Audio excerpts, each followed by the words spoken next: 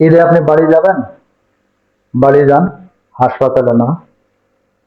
ঈদ আপনি পরিবারের সাথে করবেন, করেন, ডাক্তারের সাথে না। ঈদে গাড়িতে ওঠার পরে একটু সচেতন হতে হবে আমাদের। প্রিয় ভাইয়েরা, সময়ের থেকে জীবনের মূল্য অনেক অনেক অনেক গুণ বেশি। কাজেই একটু দেরিতে ফেরা না ফেরা থেকে অনেক উত্তম।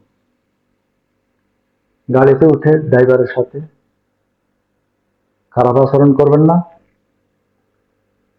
এবং এই খারাপ আচরণ যদি করেন আপনি, এই অসচেতনতার কারণে অনেকের জীবনহানি হতে পারে।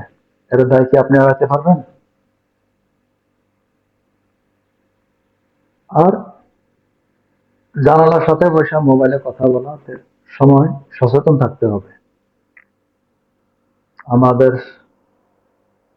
দেশের অনাকাঙ্ক্ষিত ঘটনা তো বহু ঘটে, সেজন্য সচেতন থাকতে হবে। নিরাপদে বাড়ি পৌঁছুন। সবাইকে ঈদ উল ফিতরের আবারও শুভেচ্ছা। তাকাব্বালাহু মিন্না ওয়া মিনকুম। ঈদ মুবারক। আসসালামু আলাইকুম ওয়া রাহমাতুল্লাহি ওয়া বারাকাতুহু।